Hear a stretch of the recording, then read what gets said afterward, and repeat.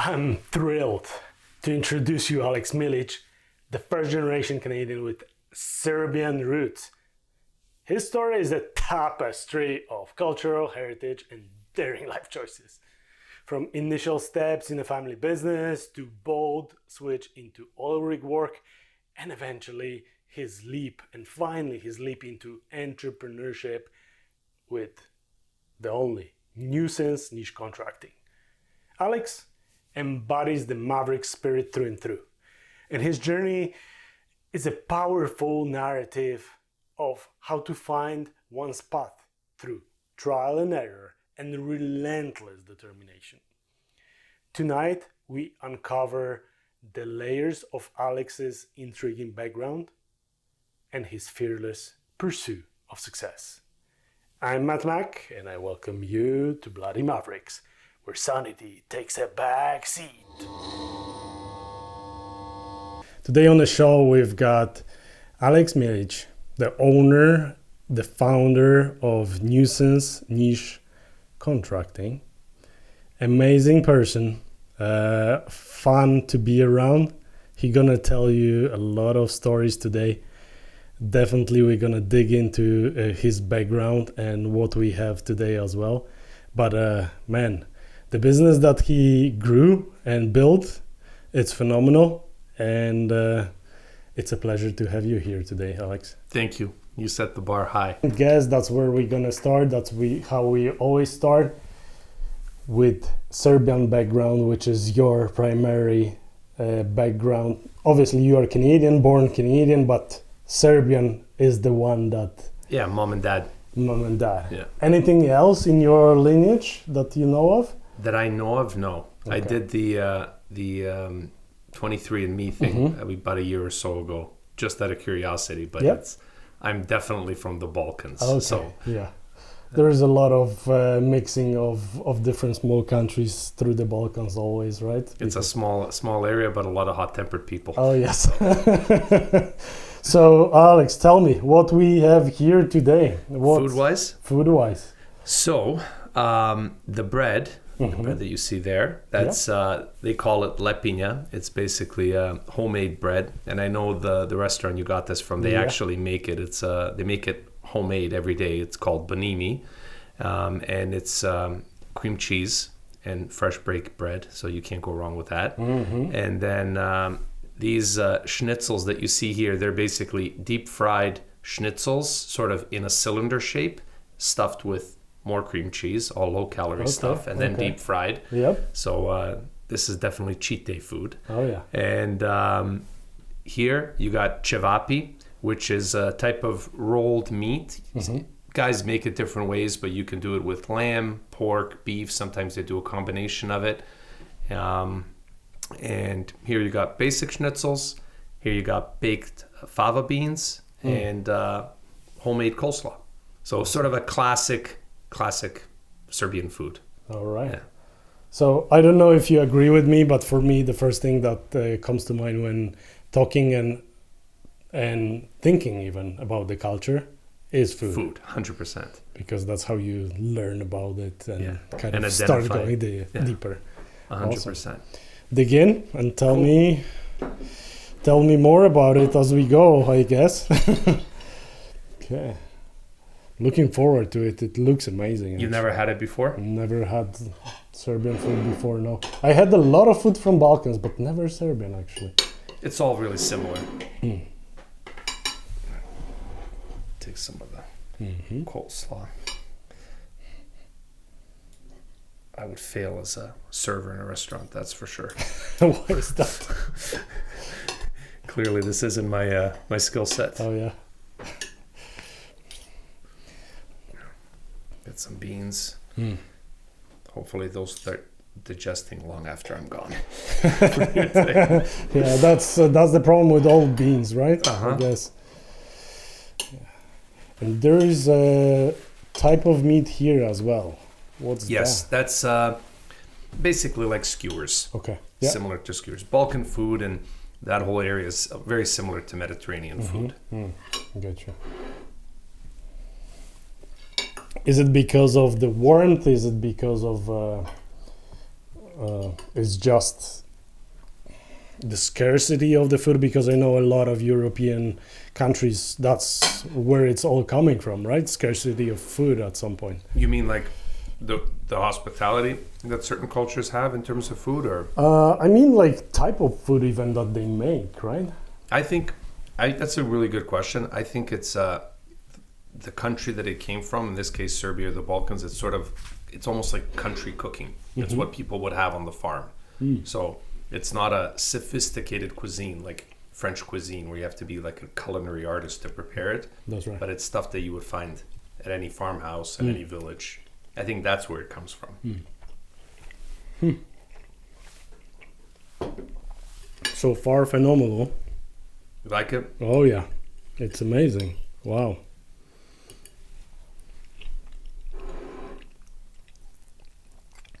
And the beans, like the funny thing is about the beans is like every country you're gonna go to, they make beans completely different way. 100%. One of my favorite is actually Mexican. The way the Mexicans do it, yeah. And I'm not even going to try to guess the name, but I enjoy it. We just been into Cuba and they make like black bean soup. They make it with rice and it's phenomenal. Black beans. Yes. One of my favorite.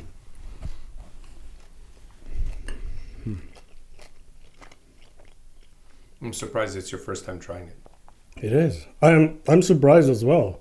Like the beauty of this show for me myself too is that I'm forced to kind of go and find the food from different regions, and I don't know like Anything about it. obviously with Italian food a lot of people know thing or two about Italian, but because it's most famous. Then you've got French, which is famous as well, but Yes. then if you go deeper into smaller countries which are which have their own specialities, like it's harder to find first of all, but to be honest with you, it's way easier to find southern or any middle, like Central European food than it is Irish or Scottish, for instance. Yeah, actually, that's true. And I don't think it's fair to say that the food you eat at an Irish pub is necessarily Irish food. Yeah, You know what I mean? That's right.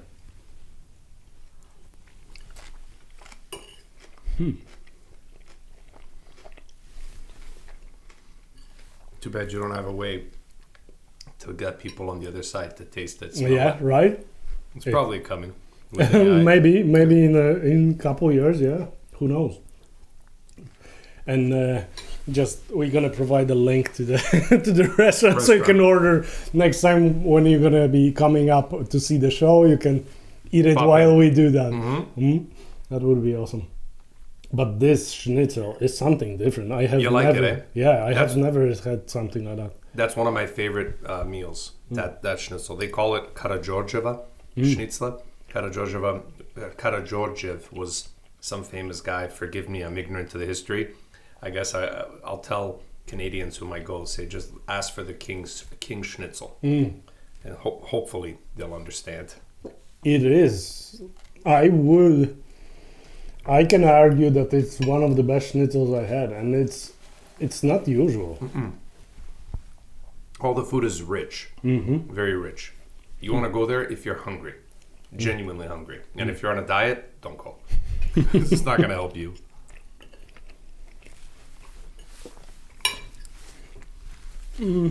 I would say, but if you are a meat lover, you can definitely go there for, even if you are on protein diet, Yes. that's a good place to start. Easiest thing to do if you go to a Serbian restaurant, anywhere, or any restaurant for the Balkans. If you go to a Croatian restaurant, Bosnian, it doesn't really matter.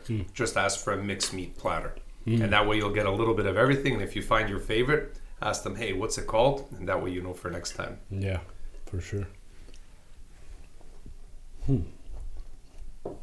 It's funny, this is my first time ever doing something like this, a podcast or whatever. Never done it before. So awesome. You're popping my podcast cherry.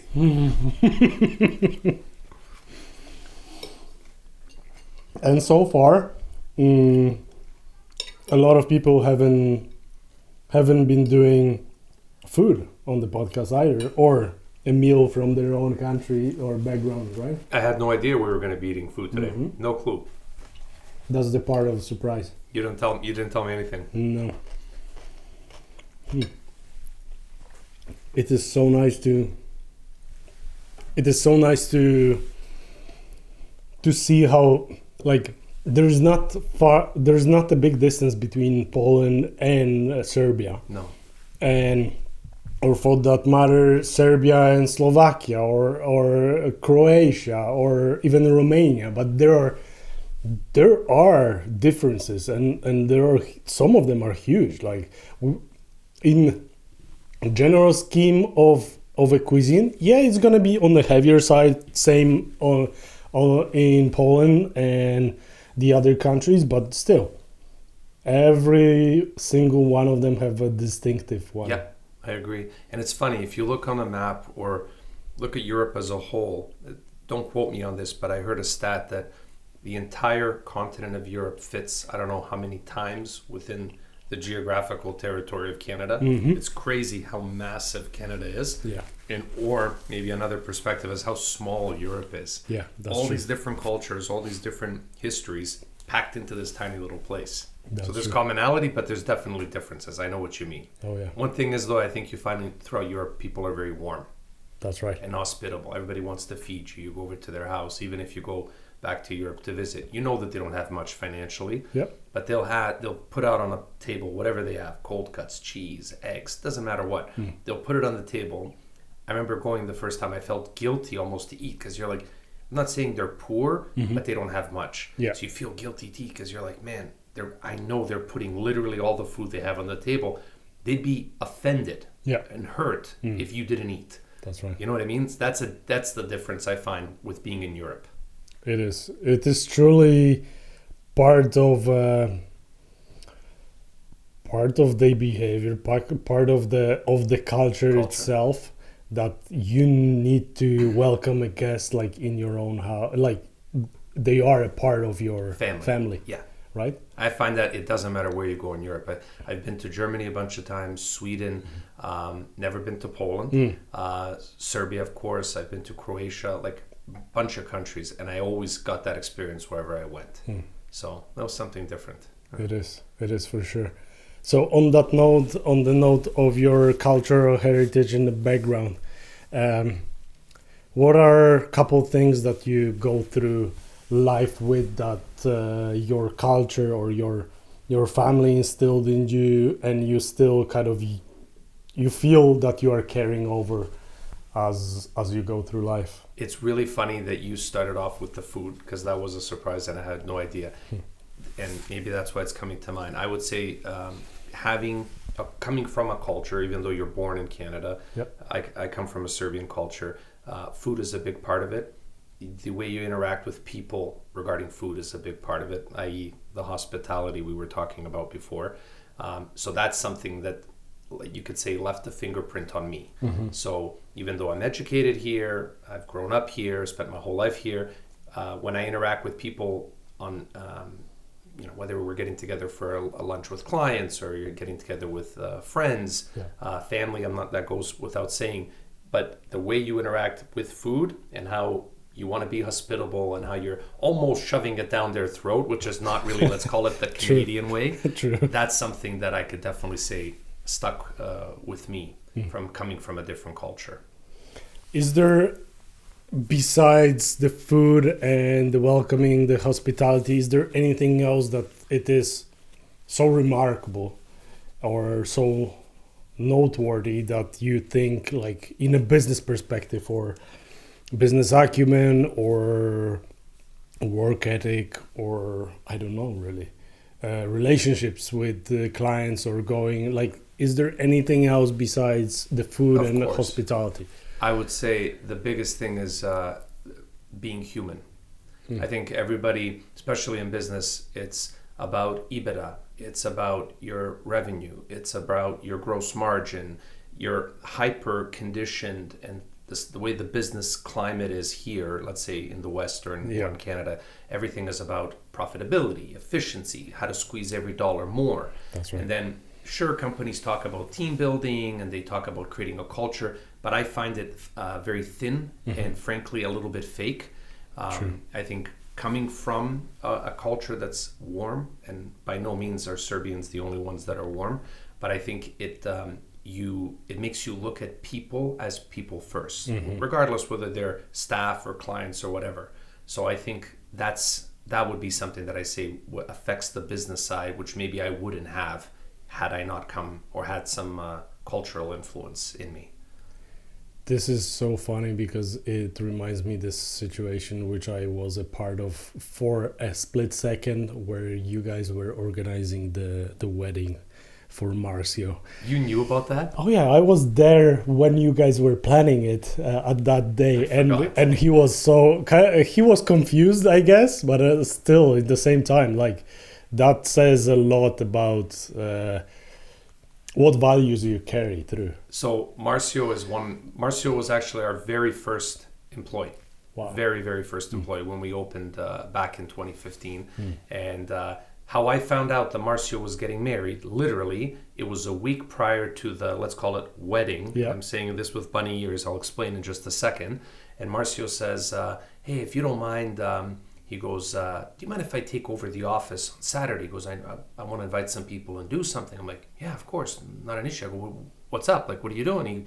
He goes, oh, well, I'm going to order some food, nothing crazy, set up some tables. And we have like a preacher or priest or whatever coming who's going to, I forgot the actual word in English, but basically the person that presides over you getting married. I go, dude, you're getting married? He's like, yeah. I'm like, seriously, and you're going to do it in the office? Like, this is, no, I don't want to make a big deal out of it. That's Marcio's always like anti-wanting any big splash for anything. Yeah. So then I spoke to my partner at the time and I said, we can't let this happen. So literally we had a week to coordinate an entire wedding, find a venue, get invitations out, do all this stuff. He's like, I don't want any of this. I go, buddy, hopefully you're going to get married once in your life. And even if it's not for you, it's for her. Let's make a splash out of it. So that's what ended up happening. It's funny. I had no clue that you knew about that. Yeah. That was a busy week. Oh, yeah. I believe so. There was a lot going on for sure. But the funny thing behind the scenes of that is that you got involved so passionately into it. And it's fun. Yeah. And he feel like I met you through him, and he is so genuine, but also really modest person. Very. So I understood how he might have felt at that moment, but I guess he's not used to having the spotlight on him, and I think that's what he didn't want, too much of a big thing. But it was fun. It was fun for us. Come on, man! Like, you're gonna get married and you're gonna do it in an office with a few desks, and no. We weren't going to let that happen. And everybody had a blast, That's awesome. So that was interesting, yeah. Oh, yeah, for sure. So just rounding back to the heritage part,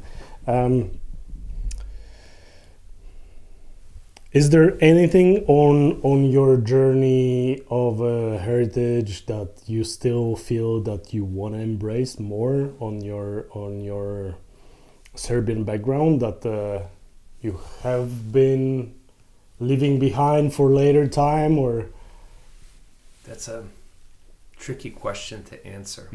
Very tricky question to answer. Something in my culture that I feel I've been neglecting or leaving behind. Honestly, nothing that comes to mind. Okay. Nothing that comes to mind. I think anybody that's born in Canada and that comes from a culture, irrespective of what culture it is, you are a hybrid. If you ever go back to your native land and visit, they'll always see you as, in Eastern Europe, they'll call you Americanac, or the American, because to them, Canada and America is the same thing. That's right. And when you're over here, some of those things, the fingerprints that I mentioned earlier of your culture on you, they're a reminder that you're not Canadian, but maybe what I mean by Canadian is that stereotypical idea of what a Canadian should be. So, no, nothing really that comes to mind. Funny that you mentioned the stereotypical Canadian, because me not being a Canadian even yet, even though my journey is rounding a full circle, I feel like the longer I'm here, the longer we are here, the more I kind of feel that most of the people here are not really a true Canadian. And for me, myself, the true Canadian is the native. Yeah.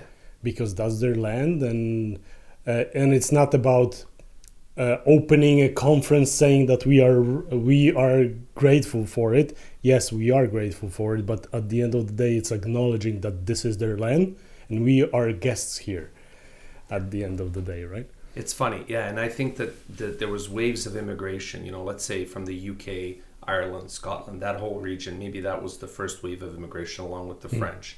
Then you had in the, let's say, mid-20th century, you had your wave of Italians coming in. That's so right. certain segments of Europe. You had Polish people coming in heavily into Winnipeg and those countries. Later on, we had Asian and East Asian, so from India and that area coming in. And I think each wave of immigration that came in, they view the next immigration like, oh, those immigrants that are changing our country. But the people before you viewed you the same way and so forth. Right. But I think that's actually what makes us Canadian, is the fact that it is a mix. Yeah. And you get so much talent from all over the world coming in one place. That's we don't have genetic, if you will, similarity as a people. Like, for example, if you go to Poland, they're Polish background. Genetically, they're from that tribe, if you will. That's Here, right. we're a bunch of tribes all mixed together. It's That's different. That's it's true. different. And every day those tribes mix even more and more, Yes. right? And we as a society here, we need to adapt to whatever changes are coming, to whatever other people are bringing in, and then the whole pot need to mix again. So we got the new outcome, which is, well, Canada 2.0. Yeah, right. I think that's if people come and the goal is to want to build a better life for yourself. I think where the problem happens is if you have cultures coming in and they're vehemently set on not changing, not assimilating in any way, shape, or form, almost rejecting everything that Canada stands for. I think that's where you get some frictions and tension. I feel that there is a lot of things that on that front, Canada or Canadian government could do a little bit better with the assimilation part. I agree. Because like even living in Norway, I remember there was a lot of programs, there was a lot of influence on immigrants, and me being an immigrant in Norway as well, about assimilation, about this is Norway, this is not some country with multiple people, this is Norway and this is how we do things here. So you assimilate to our culture, not other way around, right? Yeah. Which I think at some point in Canada that border had been crossed. Yeah. And it's a little bit hard to get back now. I think we don't have what Canada's missing, and it's been losing over time, is the feeling of being patriotic. And when I say patriotic, I don't want that to be confused with the right-wing nationalism. That's not what I mean. But being proud of being Canadian, because I am proud of my Serbian heritage, absolutely. But first and foremost, I am Canadian. Yeah. And I am proud when I go somewhere and I see a Canadian flag. It's just in me. So whatever, I'm born in 1981. So however I went to school, whatever the culture was, the flavor, if you will, at the time, left that imprint on me. Hopefully that'll continue and not become diluted where you're almost embarrassed to be Canadian, or nothing wrong with being proud of where you're from, but don't forget, this is our home, right? That's right. So I don't think there's anything wrong with that.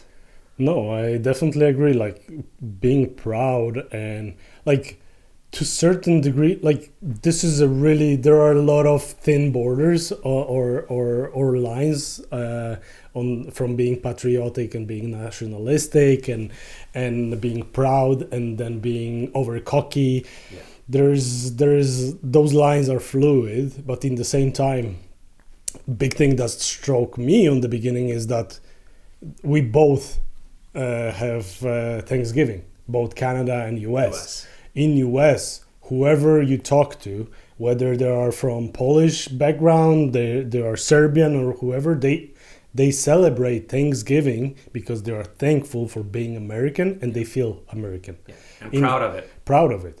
In here, like a lot of people do not even recognize that this is a Thanksgiving itself, just another day. Yeah, I agree. It's when I grew up in a manufacturing family, and I remember when it was the first or second war with Iraq. I think it was the second. And we were selling, the plant would produce a lot of metal scrap. Scrap would get sold over the border into the US.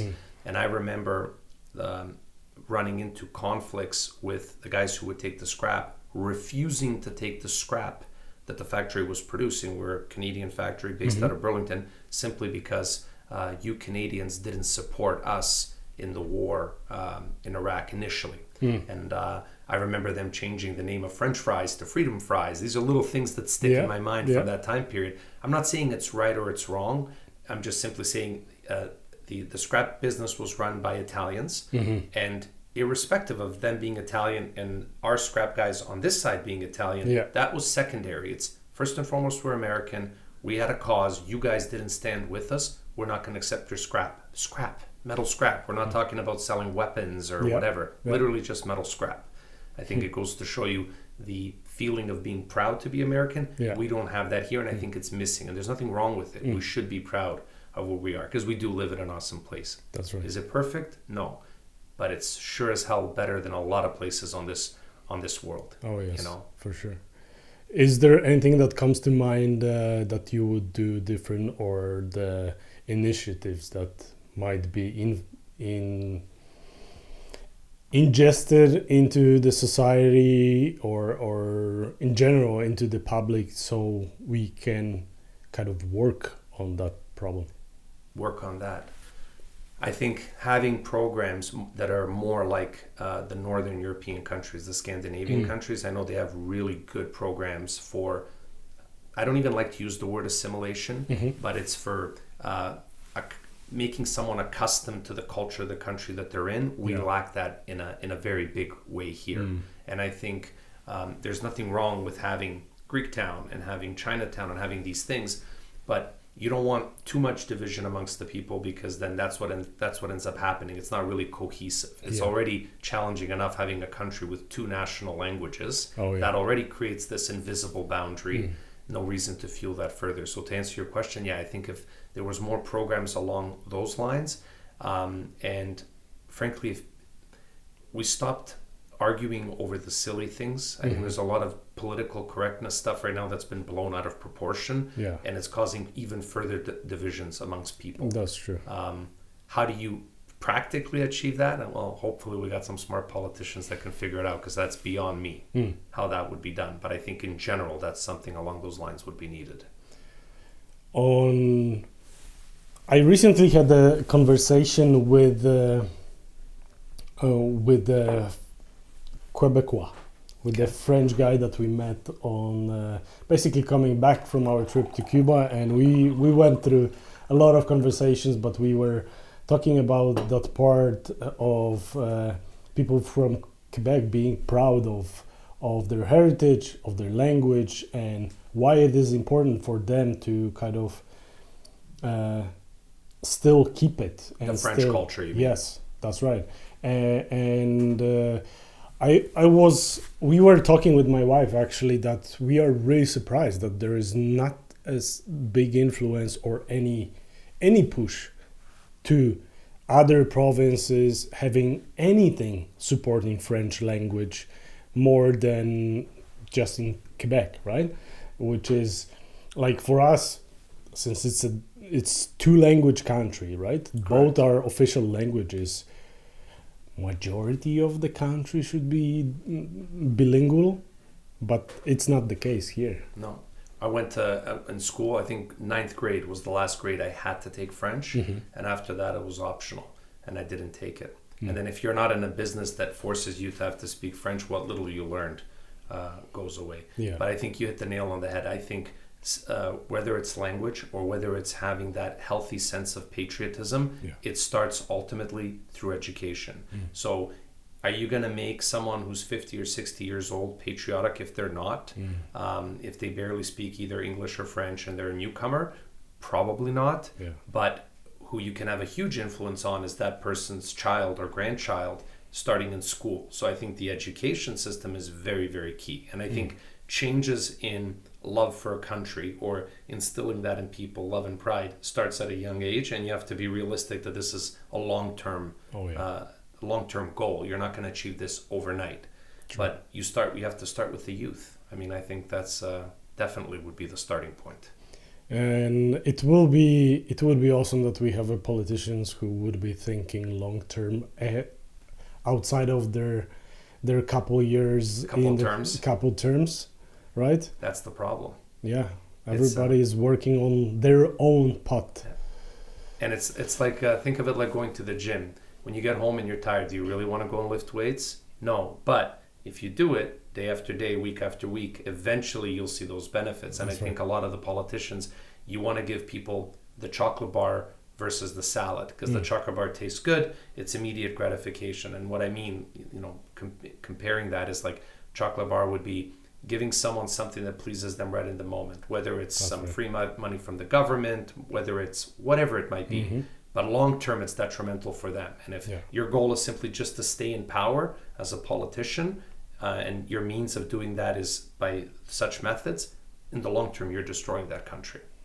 So having the conviction to go past that and say, you know what, I'm going to do what's right. How do you balance that? I don't know. That it's tough. Maybe you get voted out. I don't know. I think it's at the end of the day they need to, as a politicians, if you are idealistic and you have the reasons why you want to change it, but then you are faced with the reality of you need to still be liked by a lot of people and supported, because otherwise what influence you can make, and then a little bit more of that being liked, a little bit more every single time, and then you are losing piece by piece the values that you brought to the table. In a company, if you want to create a culture and someone doesn't fit into that culture, there's things you can do, efforts you can make to try to get them to fit. But absolutely, as a worst case backup, you can always let that person go if they're hurting the culture of the country. That's right. How do you deal with it? Sorry, the culture of your company. How do you deal with it in a country? You can't let a citizen go just because you're not able to get them to see things your way. But I think the art would be being able to convey your message. People are stubborn, but I don't think people are that stubborn that there are people out there that wouldn't be able to switch opinions on a subject. Yeah, I agree. It's tricky. These days it's very tricky. It is. And I think with that conversation, we would need to come back to critical thinking, because that's the art that I feel, especially after last couple of years, have been forgotten. Yeah. And with COVID, you mean, and everything? Yeah, that's right. I think that screwed up a lot. Yeah. And it's like not jumping on any of the sides of the coin, whatever the subject it might be, whether it's COVID or anything else, politically, religiously, doesn't matter. It's about realizing, understanding both sides, and then making your own decisions based on facts from both and data from both sides, right? Instead of just one thing and copying, just saying that's my way of doing things, even though not even going through the process. I was talking to our senior estimator the other day. We grabbed lunch and he was commenting, and I lean more right, he leans more left, but we both love Canada, and we were having a discussion, and he said to me, he goes, I am not opposed at all. He goes, to the government helping people out. There are people that genuinely need help. He goes, where I have issue is that the vetting process for how that done isn't thorough enough. So you will find that maybe there are people receiving assistance in some fashion that genuinely don't deserve it. Yeah. Who is that hurting? It's hurting every other citizen in that country, because that money comes from the tax dollars that we pay. Oh, yes. So it might get you some extra votes because you're just throwing money like it's going out of style, but in the long term, who is it going to hurt? It's going to hurt the country. Who is the country? It's us. It's all of us. Yep. So I think that's what's lacking. Someone that's able to create that unity again with people. We can agree to disagree, but on the main key points, we all got to be on the same page. And I really see, I have no ability to run a country nor any interest in doing so, but I see huge similarities between that and what it takes to run a company. You need people, generally speaking, knowing what their cause is and what are we fighting for, What the mission is? Almost, I hate using the word mission because I think it's so overused. Like, what's your mission statement and what's your vision statement? But I think if you go into a company, you should be able to ask any person in that company, why do you do what you do? Why are you here? And the caveat should be, you can't say, oh, I'm here to make a paycheck. That's a given. But why are you here? And I think if you've done a good job with the company that you're running, hopefully every one of those people will be able to answer that. So I don't know. I don't know if I explained myself properly. Oh yes, you did. It slides beautifully to what we're gonna talk next. Is like, I would start with what is your idea of Maverick, being a Maverick? What is that for you? Oh, hands down, it would be starting this company. Just a quick recap. I had zero interest whatsoever in getting into construction. I took a year off, so-called year off, and what I did for that year, a good friend of mine was working in a block laying company. So for those who don't know, basically cinder blocks, masonry blocks. So their job was to lay blocks day in, day out. I had no clue that that was probably the worst, toughest job in construction. There's a few others that are tough. Roofing is tough, forming is tough, but I'm familiar with all of them. I have no hesitation to say that the hardcore block layers, it's the worst job. I did that for an entire season. It was the best shape of my life by far. And at the end of that season, he was pushing me. He says, listen, he goes, you have some business background. He goes, why don't we give something a kick at the can and try to start something? I had no interest. But he pushed, and we said, okay, let's try.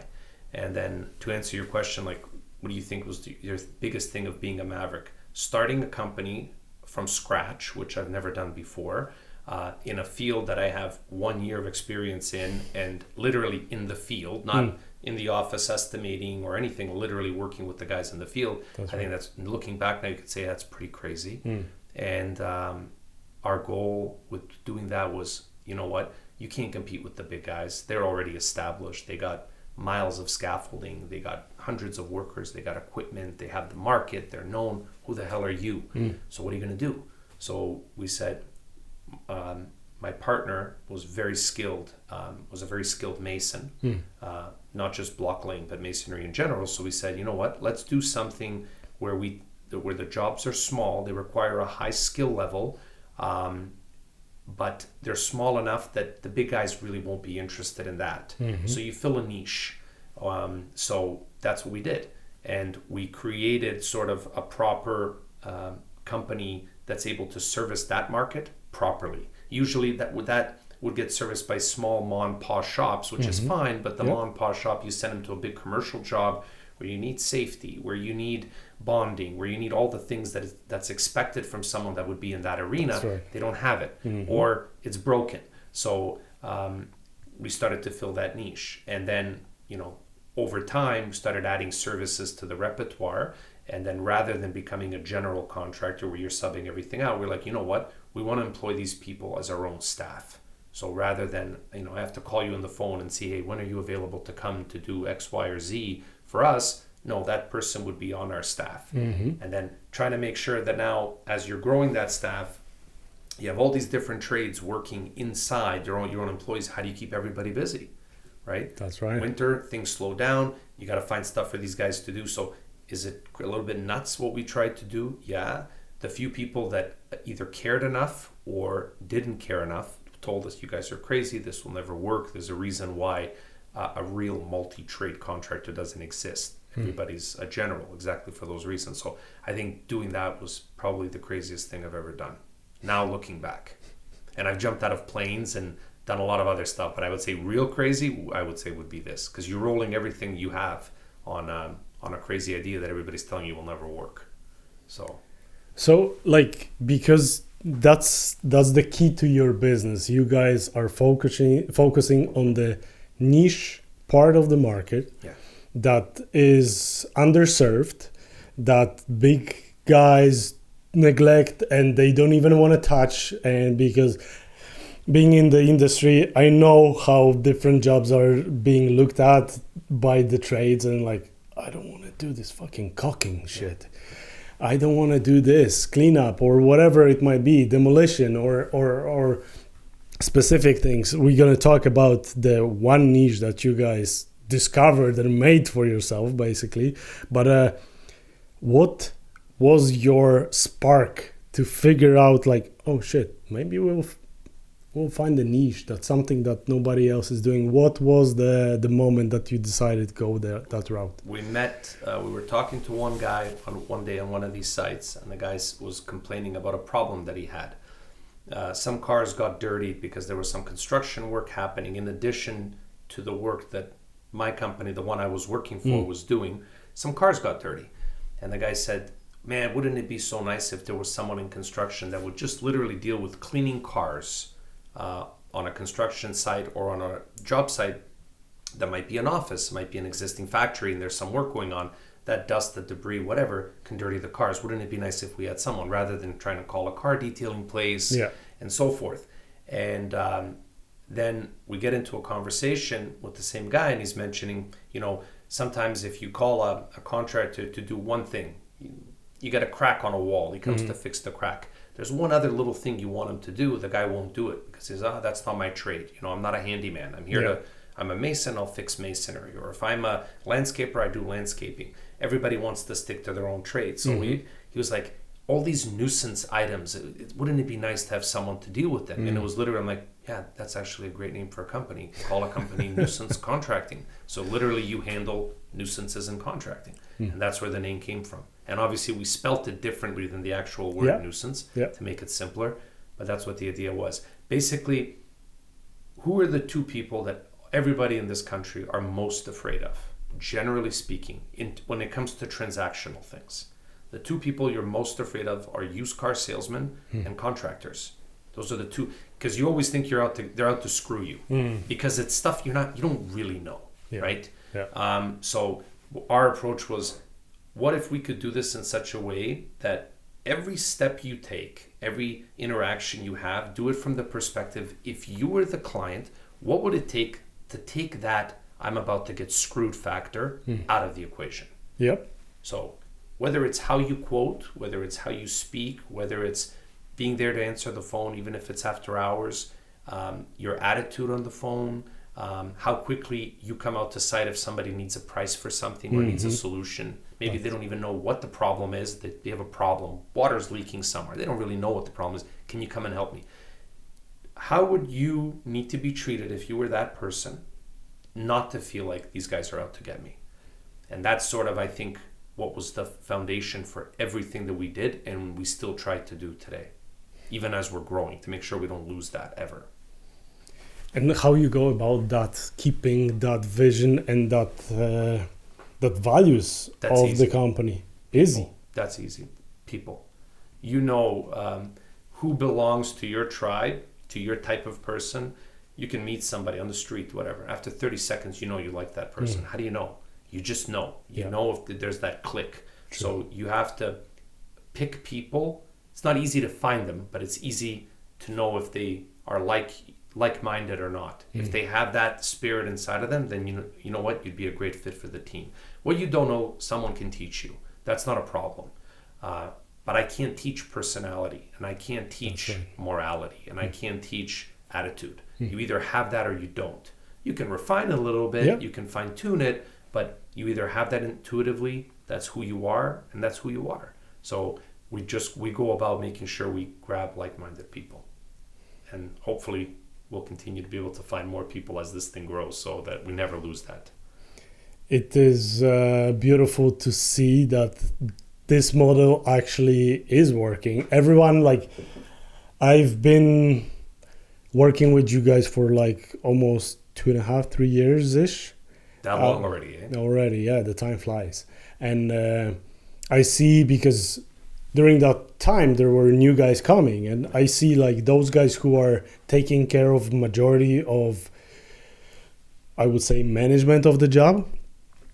They are learning it at the beginning, but then when you talk to them after a while, for them is a second nature, and it definitely how to transfer that values to them, so they will make sure it's passed on to the guys on the side even, right? And it's still, they'll say, every boss's dream is for the staff to treat the company like its own. I take a little bit of a different attitude, repeating myself from what I said earlier, but in a different way. Don't worry about the company. Treat that person the way that you would ideally like to be treated if the roles were reversed, if you were in that person's shoes. If you do that, by default, the company will do well. Yeah. If you do that, by default, money will be made. Don't make it about the money and don't focus on the money. If you do that, you're making a mistake. You're making a big mistake. You are definitely making a mistake if you are looking at the money game only. And I see like there are so many different, you would say, nuances about that. Not nuisances, nuances. Nuances that you guys focus on, and you do amazingly well with them. Another thing being, I remember talking to Marcio in the beginning and trying to understand your business and trying as a account rep. I am always about understanding who I'm dealing with and what's your issues, how you approach things, how you solve the problems of your own customers. And I remember him saying that your marketing approach to getting new customers was phenomenal as well, which is not really typical. It should be, in one hand, it's super simple and people understand that this works, but so few does it really. You got to do things, we talk about marketing or how you meet someone, a new client or whatever. Again, I go back to that. What would impress you if somebody was walking up to you for the first time and pitching whatever they're pitching? What would impress you? Whatever that is, well, then that's what works for you. So we never did some study to interview 1,000 people and ask that question. Yeah. That's like a Ford Motor Company mentality. They have these study groups and they try to approach it analytically like that. We take it much more subjectively. I know what I would like and I know what would catch my eye, and that's the way we do it. And when I say yes, it started off with me and my flavor. As the company has grown, other staff that have that sort of ability to put themselves in the other person's shoes, they'll bring some ideas to the table and you're like, you know what, it's a great idea. Like our donut boxes. So not just with clients that we're going to go solicit potentially, but you could be an existing client. Every so often we'll go by and we drop off a pastry box for that office, and the pastry box is logoed with our logos and so forth. It's a little thank you. Just a little thank you to say, hey, we appreciate your business. Maybe we didn't get a single order in the last 2-3 months from that person. Doesn't matter. We did before. We might have get in the future. Just to say thank you, we haven't forgotten about you. Those little ideas, they came from that mindset, and that wasn't actually my idea. That was somebody that I work with that came up with that idea. So awesome. Yeah, that marketing was always driven from that perspective. If you're going to do a leave behind, or if you're going to give someone an article of clothing, give them something that if you got it, you wouldn't throw it away, or you wouldn't tuck it at the bottom of your pile. Yeah, but that might cost you a little bit more. I know, but they'll wear it. Yeah, and now that money you spent will matter, right? True. And they'll remember it and they'll use it. They'll have a benefit from it. Oh yeah. So is it really expensive, or is it more expensive to get let's say the item that they don't want, that's going to either be thrown out or shoved at the bottom of the box? What did you save? To me, that's much more expensive than going the other way. That's true. Does it make any sense? It does. It does a lot. Actually, a lot of people are thinking about the marketing part or the swag or whatever you might call it exactly this way. It's a swag. Let's buy thousands of the units and just spread them around. Maybe it's gonna stick. Let's like throwing a dart on the concrete wall. Like maybe one will make a chip and stay. And what does that do for you? Nothing. And then you're like everybody else. You give away cheap crap that nobody wants. Stupid keychains or pens or stuff that nobody... Do you really need that? Yeah. Or are you better off to give somebody something that, wow, man, this is cool. This is actually useful. I'm going to keep this. I think that's way more effective. For sure. And that makes you stand out too. Oh, we try. Oh, yes. Oh, you guys are doing an amazing job. I know that. Very often I'm even talking to Marcio or seeing him, like you guys have those rounds of going to your customers, and it definitely works. Yeah. Like you guys are growing. So on that note, what's next? We just opened up in the U.S. I don't know if you know about that. Yep. So we just opened up in the U.S. We have a new location now in Tampa. It's our first out-of-country location, and it's basically to service a handful of very large U.S. companies that also have operations in Canada. So it's sort of a logical transition for us into that marketplace, and we're starting off initially only providing one of the large list of services that we do, but in time, and then I think in short time, that's going to expand to be the full list of services that we offer. We're going to offer down there as well, because like I said, when you offer so many different services, it's picking just one and opening a division just to provide that one is a bit challenging, because you might not have work all the time that. Where in our case, when you have a multi-trade model, then you know what, if service A is not that busy this week, well, maybe service B is, or service C. So you can always, like a buffet, mix and match, and it'll always keep the workforce busy. But yeah, I would say that's the biggest new thing that we've done, and I can see that that's going to expand in. I wouldn't be surprised within a year or two if you saw us having a second location in the States. Amazing. Yeah, there's a shortage of skilled workforce, or companies that know how to utilize skilled workforces to get stuff done. So I don't see construction in our realm, meaning repairs and modifications, ever slowing down. New construction has its up and down cycles, but we're not involved in new construction. Yeah. So was it a natural transition for you guys to move to US and open the branch out there? It was because these companies, they have locations here, they represent a good part of our business here, but in the States they're significantly larger. So whatever work we get from them here, we should be able to generate significantly more work down there. And for them, we're able to offer them what we're able to do for them here, offer that for them down there as well. So you got to remember, a lot of these companies gave us a chance when we were very small, when we had 6-7 guys, and that was it. The entire company was 6 or 7 staff. So they stuck with us. They gave us that chance, and as we grew, if they didn't give us that patronage and stay with us, we never would have been able to get to where we are. We have a very high client retention. We don't lose clients. That's amazing. Like not a lot of people can say that.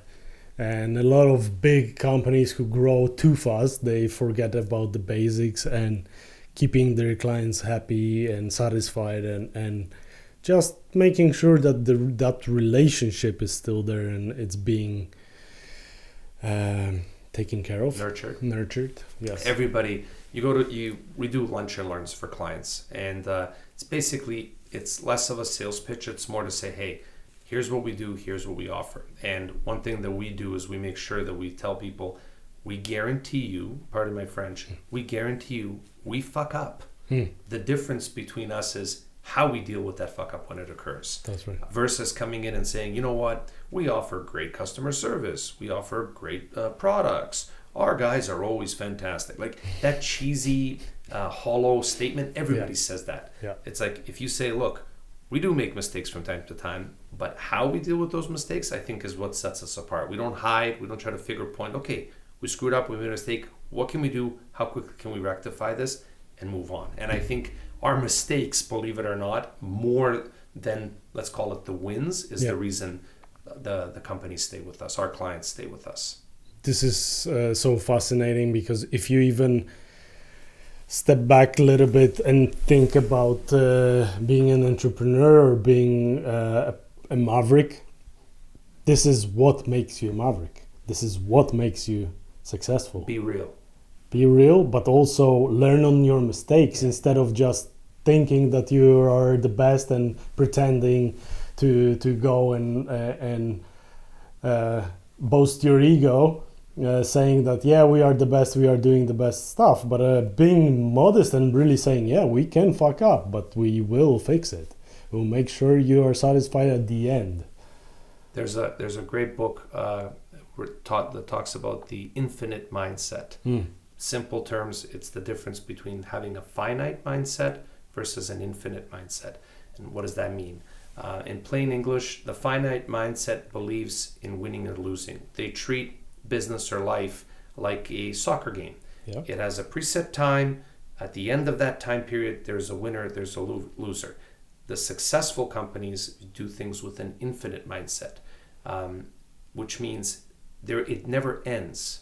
It goes on and on and on and on. So if you're trying to win, in the long term, you end up losing. So the point is, try to be better than yourself every single time. If you're a runner, you're not racing against other people. You're trying to beat your time from the last time you went running. That's right. I'm oversimplifying it a bit, but it's one book that was recommended to me by a CEO of a very successful company, multi-billion-dollar company, and he recommended for me to read this book, and it was, for me, very mind-opening. And I'm not one to tell people read this or don't read that, but I can definitely tell you, if you're an entrepreneur, if you are, whether you are just starting a company or you're already well on that path, I would highly recommend that book, and it's called The Infinite Mindset. Awesome. Yeah, I forgot the author's name, but we can look it up later. Yeah, we can look it up for sure. Since you are on that topic, any 2 other books that you would recommend to people? From books. Books. Might be audiobooks, it doesn't matter, but books. When it comes to business or let's say to that topic, nothing that comes to mind right now. There's spirituality books and some other stuff depending on people's tastes that come to mind. One is called The Interior Castles. Okay. And it's not it's written about Saint Teresa de Avila, but it's not Saint Teresa, the saint that nun that passed away. I think she passed away, didn't she? That's right. Yeah. It's not about her, but it's an interesting book. Getting to know yourself is basically what that one is about. Otherwise, I think those would be the 2 that stick out into my mind the most. I would say would be noteworthy. All right. Yeah. I'm definitely gonna check both of them. I heard about the first one. You did? Oh yes, but still to read it. So definitely. It's a good read. If you're an entrepreneur, I find it helps, gets you into the right mindset. Let's put it that way. So much so we had prepared a brochure, our newest brochure for our company, and I picked up the book on Saturday morning. This CEO gifted this book to me. I picked it up on Saturday morning, read it Saturday and Sunday, cover to cover, and I halted the print for the brochure that was supposed to start on Monday. I halted it, and we did a few tweaks because I realized we weren't conveying why we do what we do. Yeah. And the who we are, but the real who we are. That was lacking in what we were about to produce. And we literally stopped the print, made changes, because that book helped put you into the right mindset. I think that's what's important. Whether it's printing a brochure, or dealing with staff, or dealing with clients, making sure you're in the right mindset. And best advice I could give is don't make it about the money. And people are like, what do you mean? If you're a CEO of a company or you're a leader of any size in business, it's all about money. Believe me or not, yes, we do this to make money, but do not make money the goal. You will screw up if you do that. Yeah. So on that note, you mentioned the why. And you mentioned before that it is important that your people, your tribe, your team, your company knows why. What is your personal why? If you've ever taken a piece of IKEA furniture, okay, and let's be honest, most of us aren't tradespeople, most of us aren't carpenters or masons or whatever. Don't you find that there's a satisfaction by the time you assemble that little table or cabinet or whatever? Don't you feel there's this unique kind of satisfaction at the end of it? That's true. Okay, so for me, that satisfaction in building something, whether it's literally constructing and building a table or a building or an addition to a school, or building something socially, which is a company, it's developing this group of people. There's a satisfaction in doing that. Yeah. There's a satisfaction in watching people grow, evolve as people. There's a satisfaction when you, as the superstar in doing something, some guy that was a junior on your team gets to the point that he outshines you. There's no jealousy. There's humbleness, like, holy shit, is this really happening? Like, is it really possible that I had any input in helping this person evolve? That satisfaction and growing that group of people, creating your own tribe, to use your words. That's right. There's, I would say, hands down, that for me is the why. The candy, sure, it's nice to make money. Sure, we all want to live a decent life and have a decent roof over our heads. But the real satisfaction comes from that. Amazing. Having fun as you go along. If it's purely just about the money, first, I don't think you'll succeed if you want to use financial success as a word for success. But the real success to me comes from that. You achieve that, the money will come by default. Does that make sense what I'm saying? Sometimes I get lost in my own. No, it's perfectly clear, and I see, and like I knew that we're gonna have a great conversation, even though you are a modest person and you're gonna say a lot of people, and that's my experience so far. A lot of people who are saying, no, I'm not the person to be on the podcast. I'm not the person to talk about it, or my company. There are better people in my team about it. That's why for me it was so important to have you on the show, because you grown it from nothing to where it's now, and you see all those small tiny seeds that become amazing flowers or become huge trees as a people in your team, like who support multiple branches of other departments and teams of people underneath themselves, and you've seen it from the ground zero to where it's at right now, and you still have the vision where it's going next. So that makes it so much more important, more interesting as well for myself. It's funny you say vision, because internally we have this software that's almost like an HR thing, and everybody's titles are posted everywhere. And underneath my title, it doesn't say CEO, it says CVO for Chief Vision Officer. Because I think today where we are, it really is that it's not, yes, I set the vision, but definitely in partnership with those that are on the team that want to be part of helping set that vision.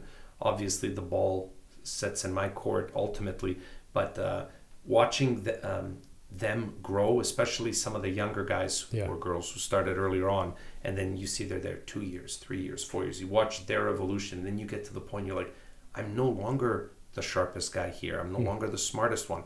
I'm the lagging on the innovation. There's people bringing innovation and doing stuff that I can recognize something that's awesome when you see it. That's Nobody needs to tell me. And I'm like, it's amazing that I was able to be part of something where you've nurtured someone, or were able to attract someone that's able to bring that type of innovation, because I couldn't.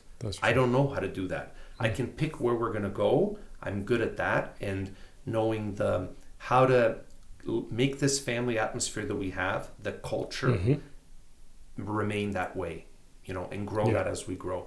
But watching all these other elements come to play, it's a humbling experience. I guess it's the closest thing I could experience to saying feeling like you have kids. And in my case, I got about 80 of them. So it's pretty cool. It is definitely. And I'm the whole experience of looking at people growing and developing on your eyes is huge. And I think a lot of people are saying that as well, that it is super important to surround yourself with smarter people than yourself.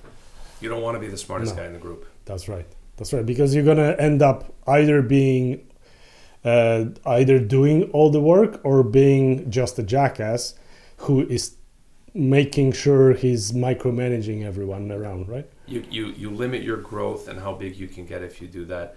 Have you ever been in a situation where you're the one who is managing a group of people or whatever, and you're the hardest working one, you're the one there that's earliest in the morning, latest at night, pumping out work all day long, driven, hoping that spills over onto them? Have you ever experienced that feeling? Oh, yes. For me, I'm now at a point where I come in, I feel now like that lazy or unmotivated person, because their energy is so high. I feel guilty. I'm like, holy shit, I can't keep up with that, or I can't produce like that. I almost feel like almost like that person is my boss and I'm letting them down. You know what I mean? I know. It's a humbling feeling, and it's also a cool feeling at the same time. But it's weird for me because I'm used to being the one that's like highest energy, biggest output, smashing it, killing it all the time.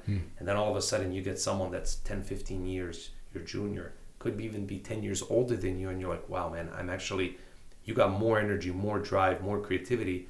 Sure, you're proud because you were a part of, not alone, but you were a part of putting all this together. So yeah.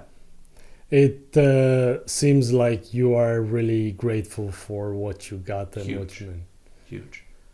We wouldn't be here without those people. And it was funny when we got an award, and back in 2020, Maclean's magazine gave us top startup. We were in the top, whatever it was, top 50 top startup companies in Canada, and they were doing a phone interview with me. And like I said, this is the first time in my life doing a podcast. So sure, you're a little, not nervous, but you're a little awkward, you know? Of course. But on the phone, maybe it's easier because you don't see the person. So I'm talking this and that, whatever, and explaining everything to this lady from Maclean's. And then literally a few days later, I walked into the boardroom and there's this slogan on the wall. And it was, and I go to the one guy, I go, who put that up on the wall? They go, well, I did. I go, where'd you get that from? He goes, you said it. I go, I never said that. He goes, no, you said that. He goes, you said that in an interview with the lady. I was convinced I didn't. Sure enough, I did. And what it said on the slogan, it goes, you are as good as the people, you have, period. Something like that. Yeah. So it was, when I say it really is about the people, 100%, especially in an industry like construction, because manufacturing, you can buy a line, it spits out widgets at the end of the day. Sure, you need people to run that line, but the real output comes from the machine. In our case, the machine are human beings. That's true. You know, human beings have emotions. They have good days. They have bad days. They have divorces. They have problems. They have, so it's takes, I think, a little bit of a different mindset to deal with that. And I'm always in awe of construction companies or anybody in that realm that has 500 people, 1,000, 5,000. I'm in awe how they maintain their cultures, and it's something that I'm actually aspiring to learning. Like, how do you do that? You know, I know how we do it on our size, and maybe somebody that's got 10 staff looks at us and say, wow, you guys have 70, 80 people. I don't know how you do it. Well, trust me, I look at those companies that have 500 or thousands of employees. I don't get it. I want to learn how they do that. For sure. Yeah. That's super important to have the point where you want to strive towards, right? Yeah.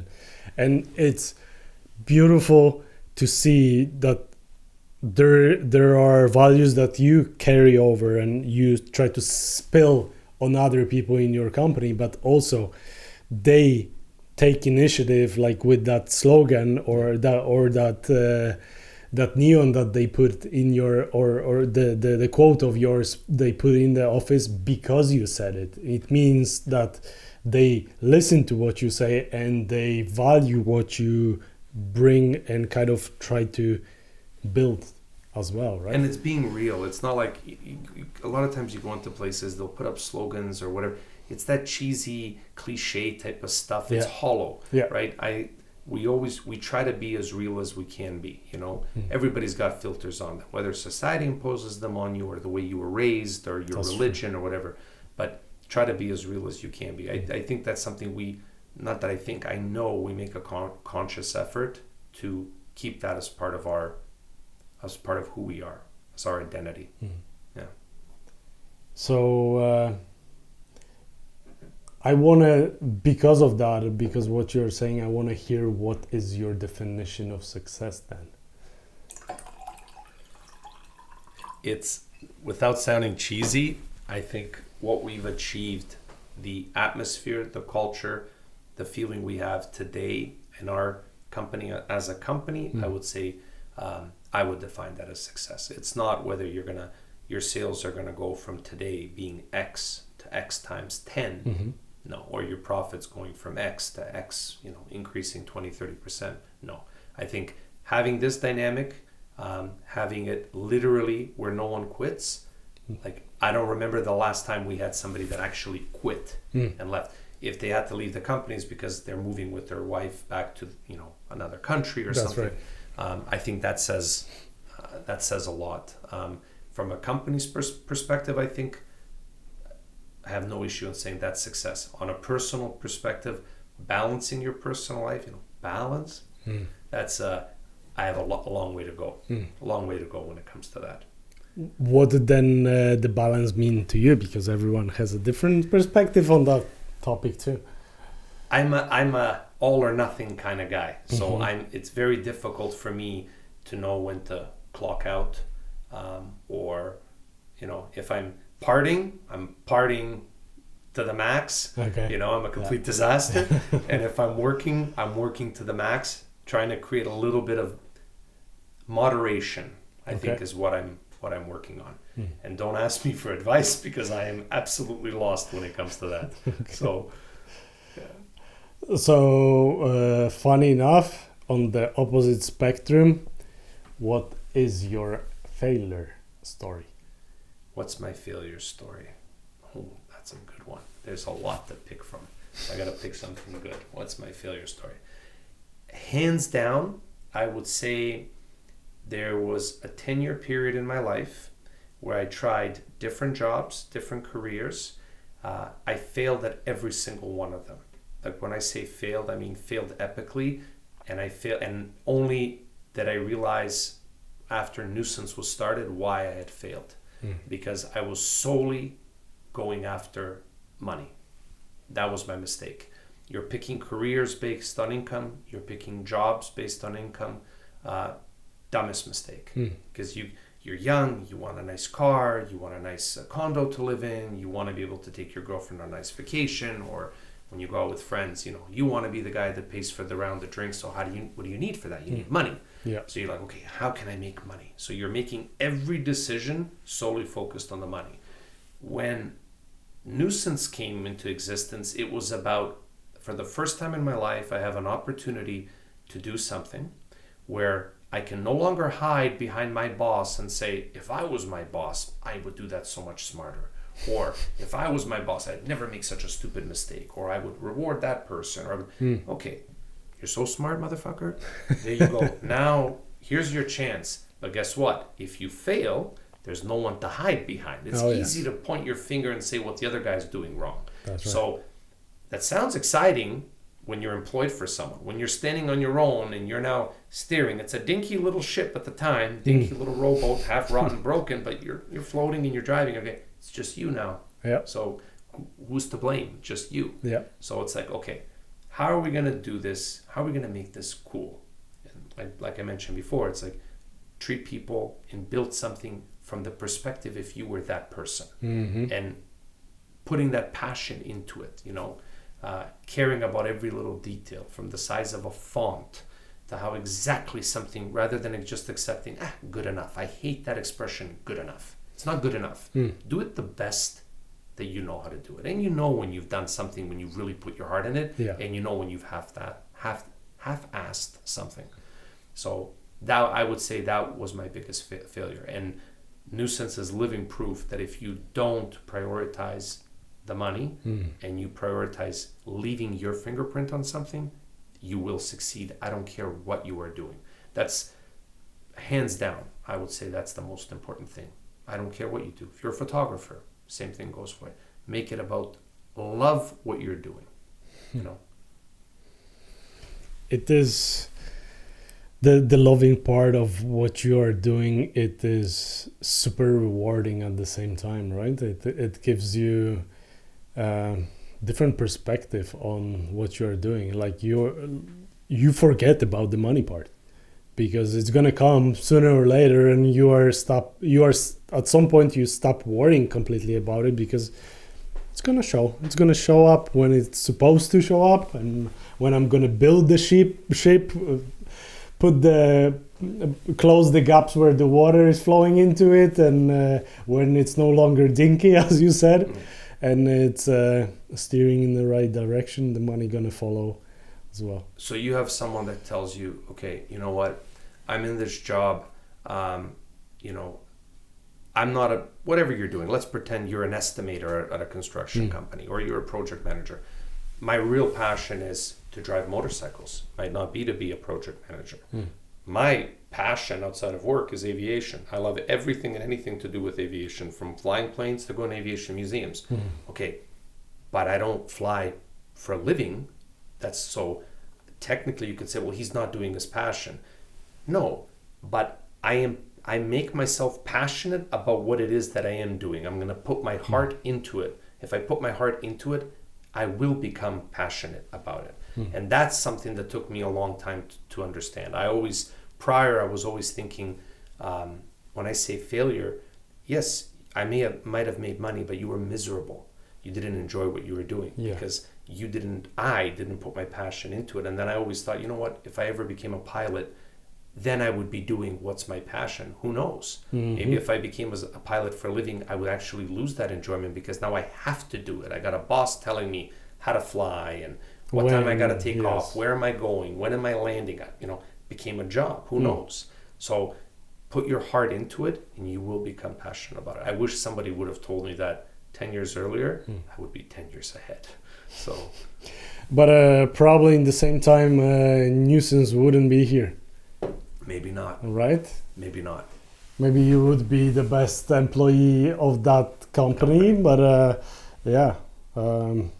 there are those moments in life when you realize, I could have done it differently, but all those small mistakes, bigger failures, and all the other things make you and push you to the path that you are. The butterfly effect. Yeah. Right? That's right. You never know what little thing completely affects your life. You ever watch that movie, The Butterfly? Oh yes, it's amazing. Yeah.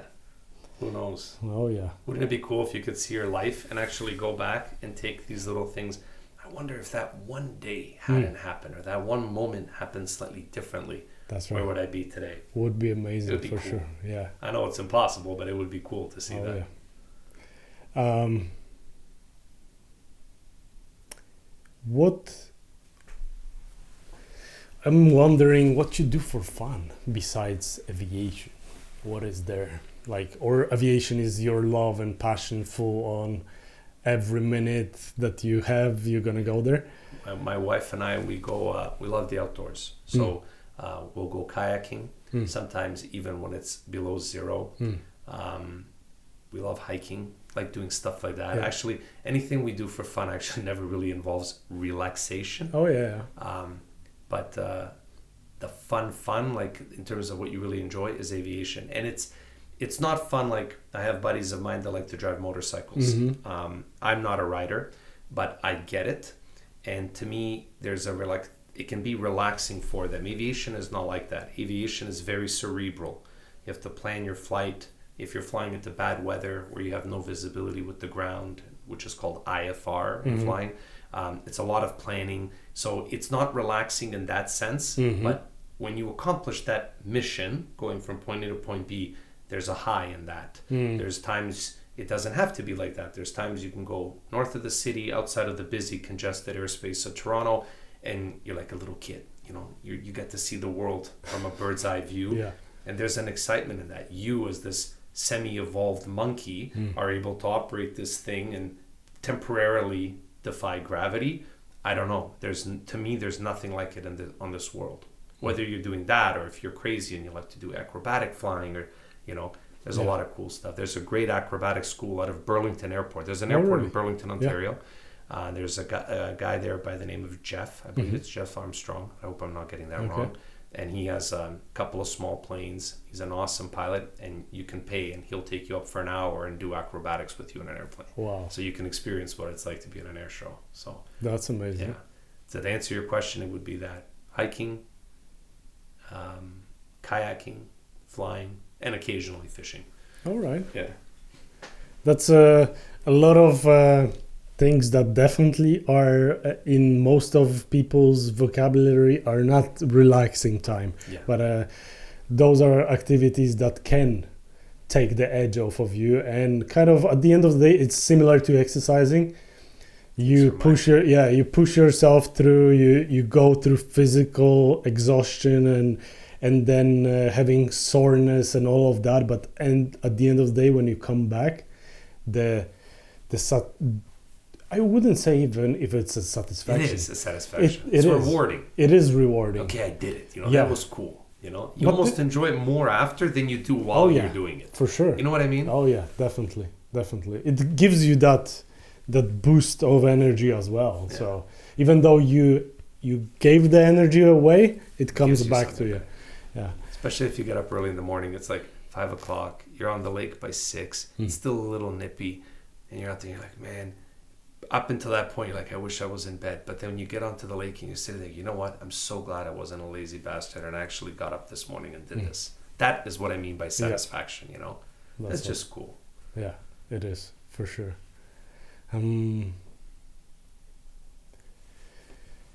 Let's jump into couple questions that are gonna be in more structural way, but before we do that, I wanna ask you. You went through so much, starting like going through your own journey, catching up on the jobs that you hated, and then you switched for 10 years doing that. You call it a failure story, but in the terms that made you and gave you the edge with building this business. And you went from starting it on ground zero and building it here, opening another branch in US right now, and you guys are not stopping for sure. Is there any particular way that you go about setting goals for yourself personally or for the company? This is gonna sound crazy, but it's there's no big master plan. It's all by gut. I don't know how else to describe it. You when it purely comes from the business side, you get a gut feeling of what is the next right way to go. For me, it's by gut. And our COO is very analytical, very spreadsheets, and he's a great strategist. But everything's based on numbers and calculations. That for me, it's much more of an art form than it is that. Obviously, you have to have a basic knowledge of finances and financials and all that, but it's gut feeling. It's just a gut feeling. Everything we've done has been by gut. I don't know if that's the answer you're looking for, but it's honest truth. Yeah. So how did you go about developing your gut and understanding and trusting it? How do you trust your gut? I guess from all the times that you didn't, and then it proved to be a mistake. When you follow your gut, I don't think we've ever gone wrong. And don't confuse gut with emotional, because emotional decisions usually are the wrong one. Yeah. But it's following your gut. You just get a good feeling that, you know what, this makes sense. We should do this. And I think combine that with the fact of, frankly, having some guts, because I think if you are too much that analytical guy, it's very easy to find excuses why not to do something. Oh, we're not sure enough. There's not enough to guarantee that we're going to have success, financially. That's right. But if you took that attitude, this company would never exist. Because why would you take what little savings you have, making, however you made it, doing whatever job you did, roll it all on one idea that everybody's telling you will never work, and it's never been done before. Yep. If you approach it analytically, everything's going to tell you no, stay away. But you got to have a little bit of guts, or be a little crazy. Yeah, so. True.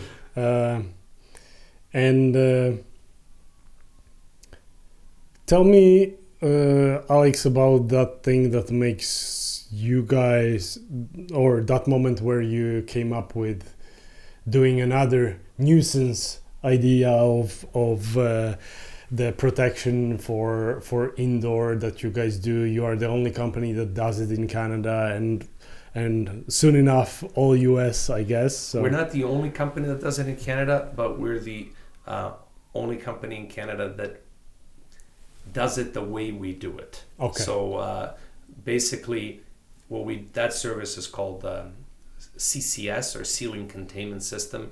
In layman's terms, you're installing a barrier below a ceiling in advance of a re-roofing project, so that if any dust or debris finds its way inside of a building, commercial building, that will contain it and won't fall on people or on goods, especially if it's a food facility of some sort or a Home Depot. in any one of these situations, you don't want dust, debris, screw heads, or whatever falling on people. Of course. So what we decided to do is to tackle the question of, okay, is it legal to put this below sprinklers? Because a lot of these buildings are sprinklered, and if you hang this system below the sprinklers, what happens in the event of a fire? Will that containment film stop the water from coming down and potentially make the fire worse? So it was a gray area because the need for this system never existed before. Years back, roofs were held down by ballast, i.e. rocks. That's what kept it from blowing off of a building. Then roughly 20 years ago, they started to mechanically fasten, in layman's terms, screw these roofs to the metal deck. So now you got thousands of screw holes there when they go to replace this roof. Yeah. So that's why this phenomenon of needing this system is a relatively new thing. And the rate of growth is getting bigger and bigger because all those roofs 20 years ago are slowly coming due for replacement. Yep. All the new roofs are being done like that and so forth. So we spent money. We were very young at the time as a company, spent a lot of money, R&D and everything. So let's see if we can find a way to create a system, certify it, do those things to make it legal. Because if it's not legal to go below sprinklers, you have to go above them. But to go above them is very labor intensive, and it would cost people a lot of money. So that's what happened with that. And with, again, you're saying, how do you know what to do? It was a gut feeling that even though we didn't have a lot of money at all, we took and spent a significant portion of the savings we had to go through a bunch of fire tests and invent tests that never were even done before in order to do that. And even people within our company were skeptical. They're saying there's no way this is going to take off. This is just going to be a momentary fad, putting this stuff. One thing I've learned, anything when it comes to safety, whether it's for people or property, the rules only get more and more stringent, not less. Yeah. So, and sure enough, we were right. So we're absolutely the leading company now in Canada volume-wise for performing that service. Awesome. And that's actually the first service that we're going to be offering to the US market. That's amazing. As well. Yeah. That's amazing.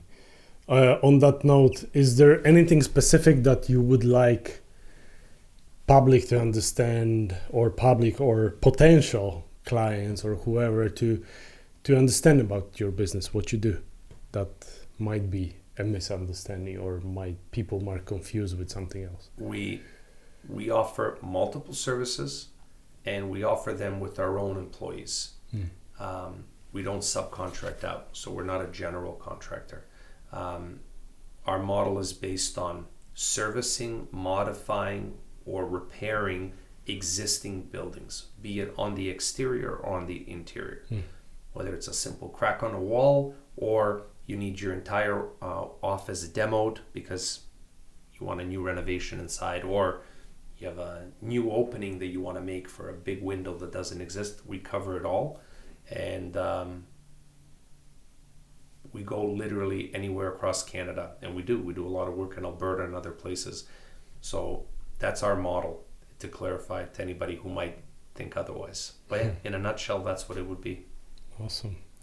So who would be your ideal client then?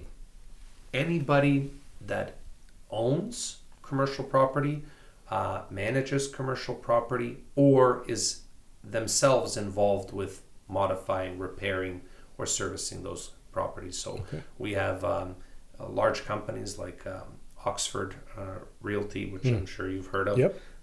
Companies like that are both owners and managers of buildings. We also work in certain cases for general contractors who might need specific services that we offer. And then we work for companies that not only own and manage their own building, but operate the business that's inside the building. For example, Mondelez.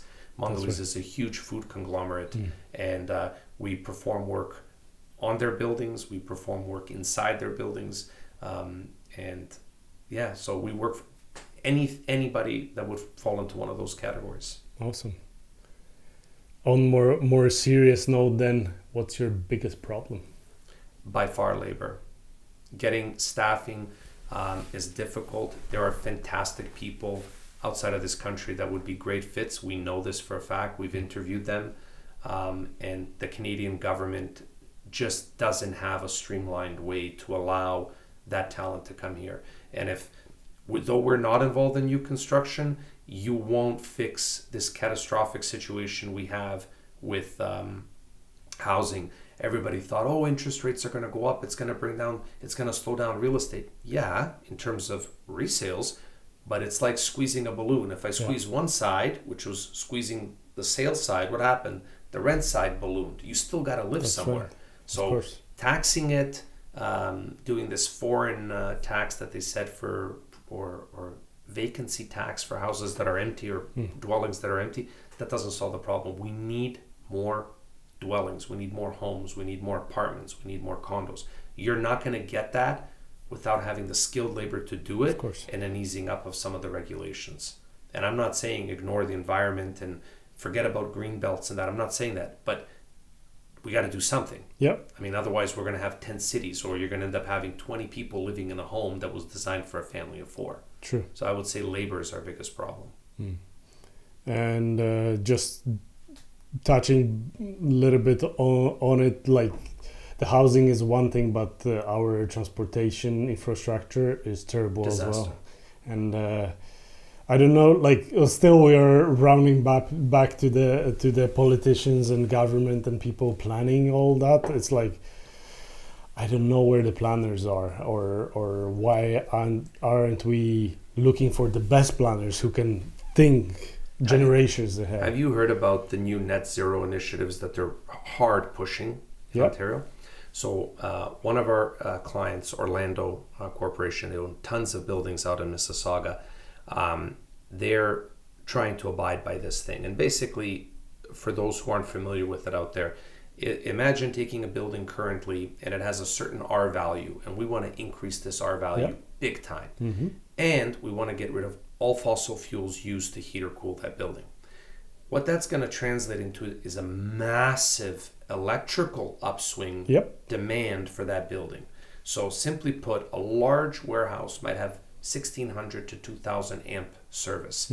You're now going to need 6,000 amp service for that same warehouse in this example that I'm giving you. How, even if all these building owners do that, how are we going to produce the electricity? Where's that going to come from? That's true. Because then if we got to go create more fossil fuel burning plants, that doesn't solve it. So wind and solar, potentially, nuclear, definitely, but nobody's talking about that. To me, it's going to turn into another real estate sale versus real estate rent. You're squeezing the balloon here. Yes, the building doesn't burn fossil fuels, okay, but then how do we make the power to do that? Fossil fuels. Falling in line with your infrastructure problem in transportation. And again, to get all of that done, whether it's building power plants or infrastructure or houses, you need people. True. So the government, that's where they're lacking, in my opinion. Yeah. That they need someone like you with a vision then. Yeah, I'd be the wrong guy for that job. I'd get fired or killed. They wouldn't want to hear my opinions. I'm staying away from politics as well.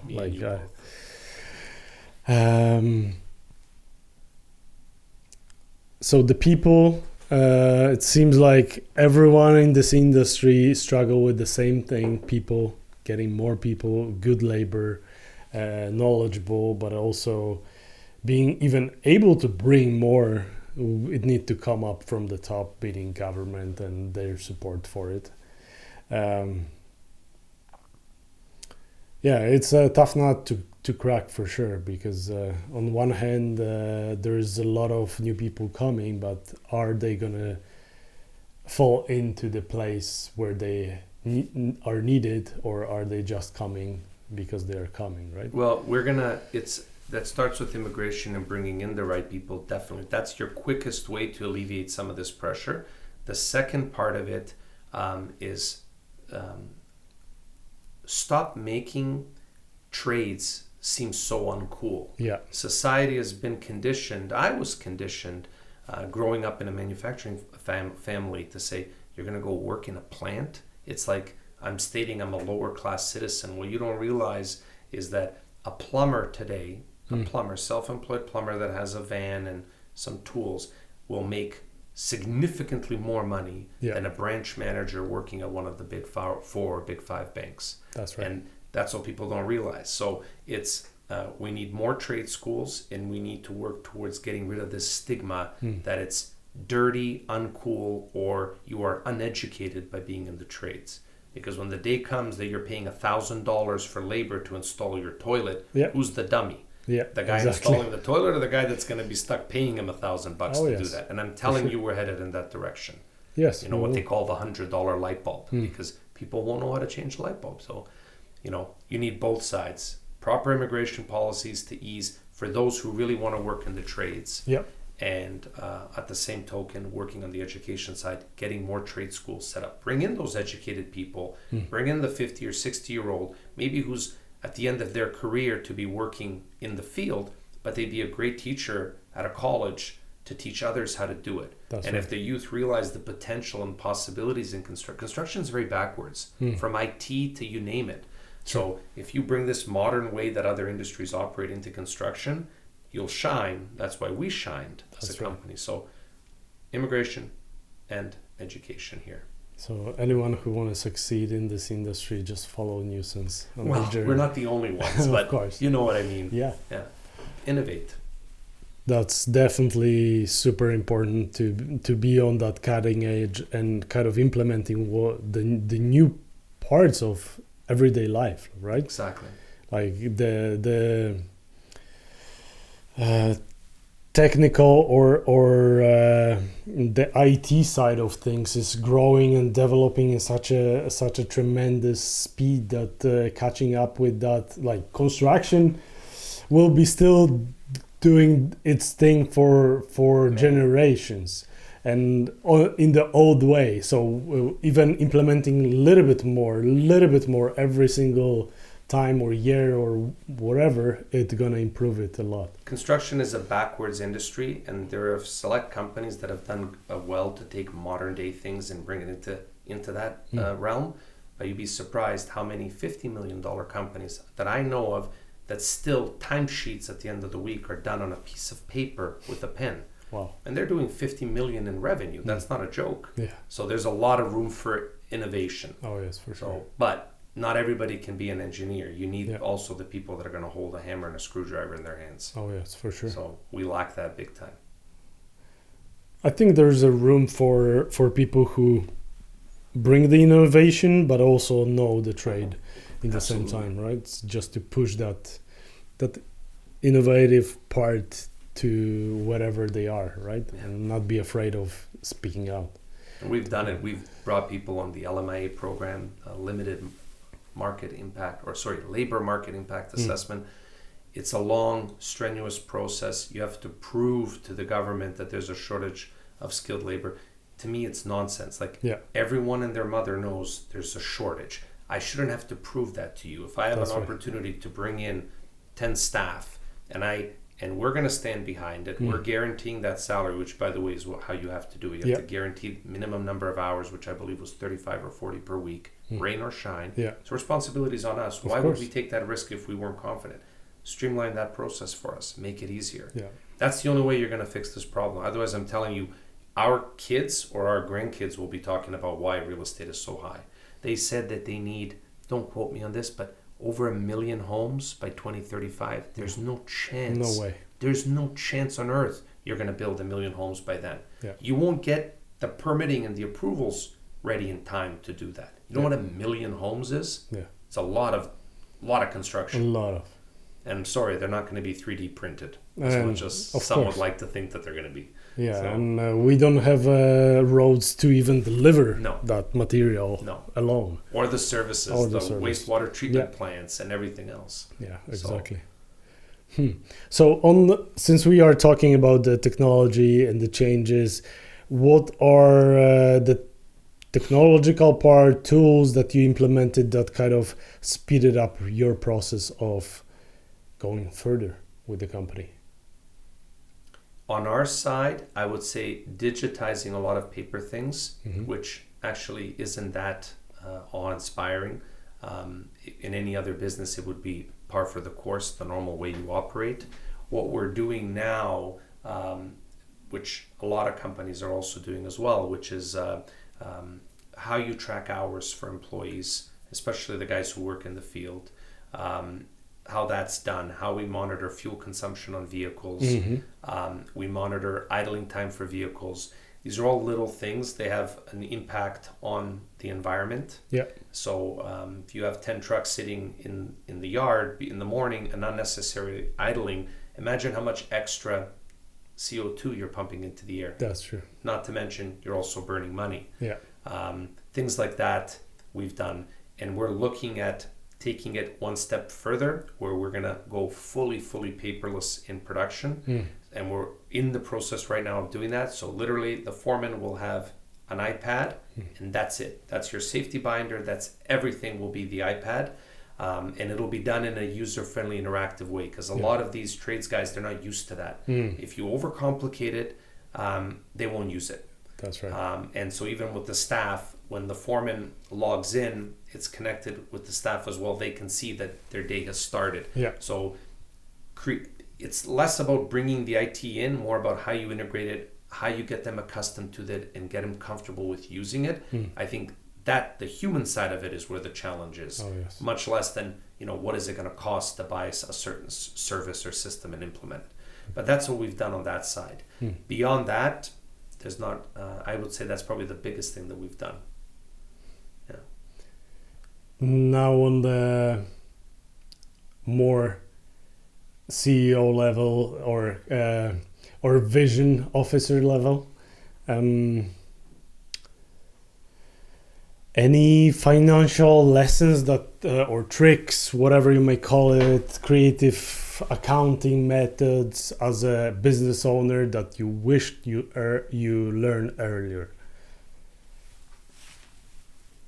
I think I was lucky to be exposed, let's call it those 10 years that I said I was failing because I was chasing the wrong things, chasing money.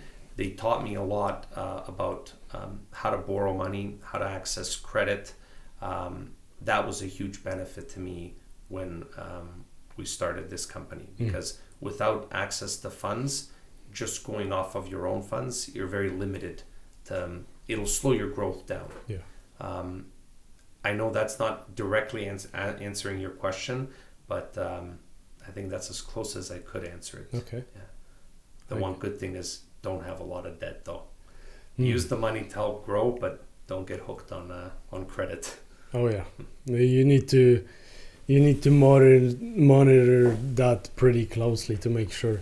Like, I think you probably agree that one of the biggest jobs of a CEO or owner of the company is just making sure the numbers are there as well. It is, but it's the part that I enjoy the least. And I'm lucky enough to have people that sort of do the day-to-day tracking, making sure that the numbers we have that are accurate, and it's my job just to more take a glance at to make sure we're on course and on track. But I don't guide myself by numbers. Ironically, you might think that, but I don't. Yeah. I definitely have that feeling that you definitely are following more the gut side for sure. Yeah. And Yelena, that's for her. Prompts to her. She is the one who is checking for the numbers. Side. Yes, for sure.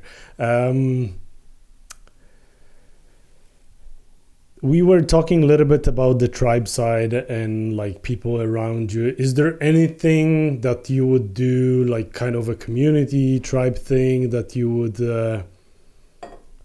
what that like community that you would like to join? What would that community need to offer for you as such a busy person? Give me an example of what you mean? Entrepreneurs coming together to boost their ideas or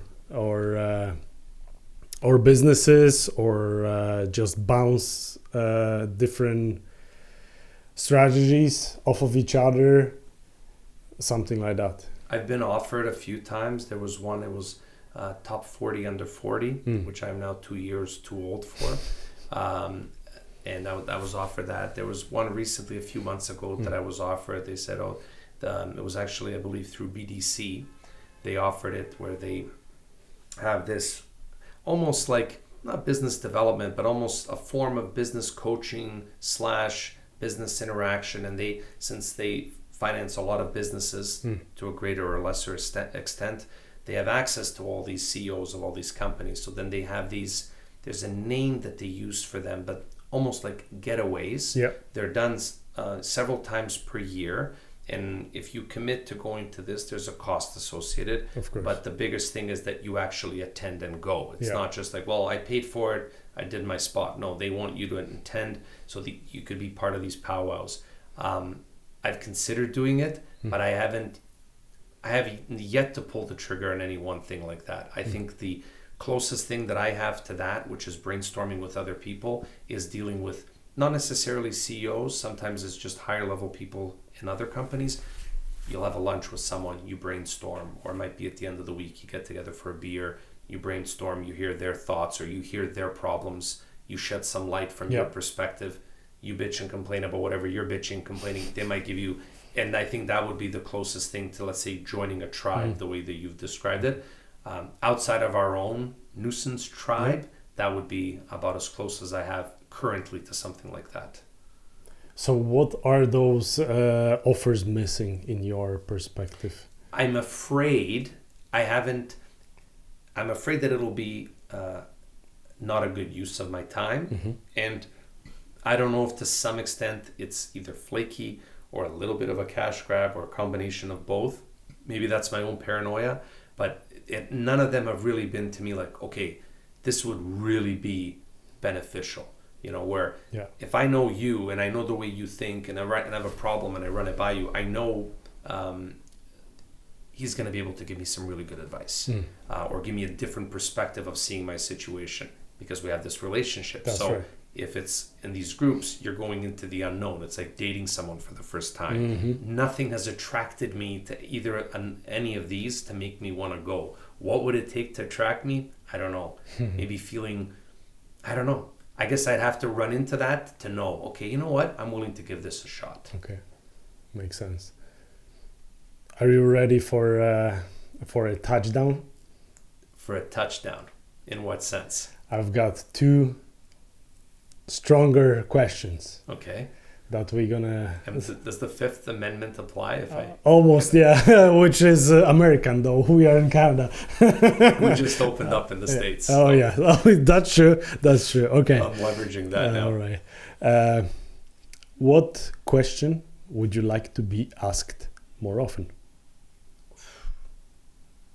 That's a good one and a tough one. What question would I like to be asked more often? I don't know, man. You actually stumped me with that one. Give me another question and let me see if I can come back to that one. The one will be Connected? Connected, but easier. It's usually a summary. However, on the note of this question, just try to be selfish. Try to be selfish. Yes, this is about you and you only. The question that you want to be asked more often or you would like to be asked more often is about you and what you need. Huh. Very funny. Very funny. I guess you could say maybe it comes with being in the role that you're in, but nobody outright goes out and asks you, do you need help with something? I guess because people are expecting that you're there to tell them what to do or to suggest to them what they should do. To some extent, they're looking for approval from you if they've done it well or not. Nobody ever comes and actually says, hey, do you need help with something? You know, or would you like advice on something? That doesn't happen unless you ask for it yourself. I guess that would be the closest thing that I could think of. Okay. All right. It's a great question for sure. That's a good question to stump people. I bet you a lot of guys would get stumped with that. Oh, yes. Almost everybody does. And the one that will be a perfect summary of our conversation. What have been the greatest day of your life? The greatest day of my life. Man, you go from tough to tougher. The greatest day of my life. One day. Mm-hmm. Man.